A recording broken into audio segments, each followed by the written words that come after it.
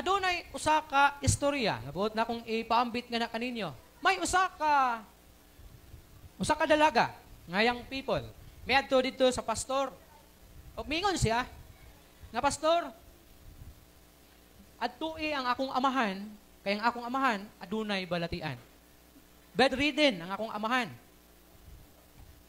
So, miadto ang pastor, pagtuktok niya dito o pagsulod niya sa lawak sa maong nga bedridden nga amahan, nakita niya ang maong nga masakiton, nga medyo kanabitang naghigda, nga murag kasandig siya, nga adunay unlan ang iyahang ulo niya. Unya, sa tupad niya, sa iyang kama, may gibutang nga bangko. Inaani. Nagbutang siya og bangko, gibutangan niya bangko, nga tapad sa iyang higdaanan. Unya, nangutningon ang maong nga pastor, ingon niya tingali, nagdahom ka nga moabot jud ko kay nag-anda man kag bangko nga bakante.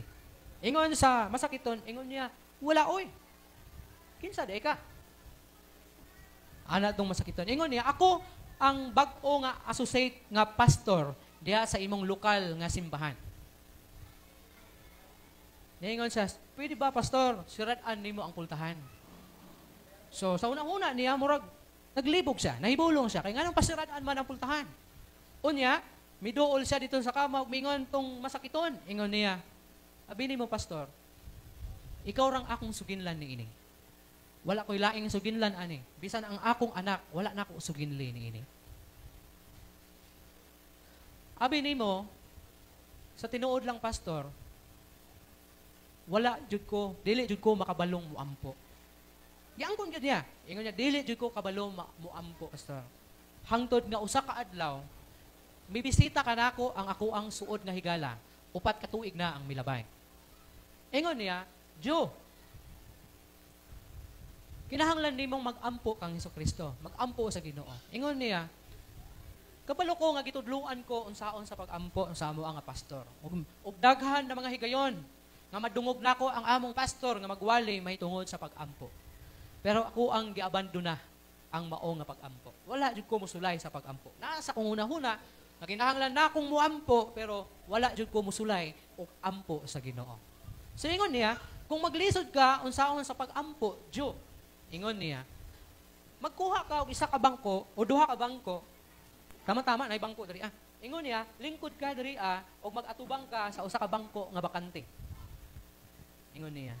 Ug unya, uban sa dako nga pagtuo, huna-hunaa nga naa si Kristo naglingkod diri sa imong atubangan. O pakikistorya kaniya. Uban sa dako nga pagtuo.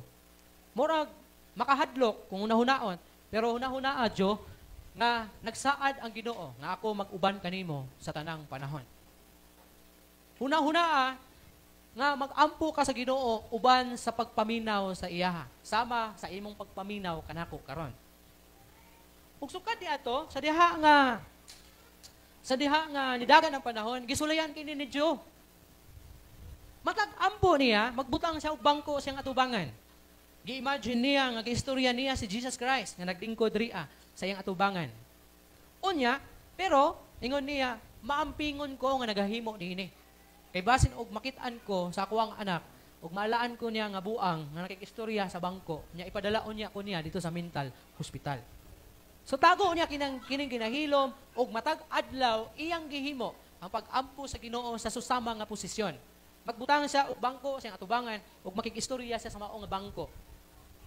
Uban sa imagine pag-una-huna nga si Kristo naglingkod diha siyang atubangan nga iyang giistorya.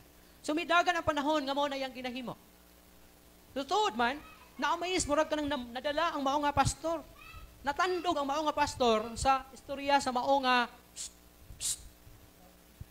natandog ang pastor sa istorya sa mao nga masakiton.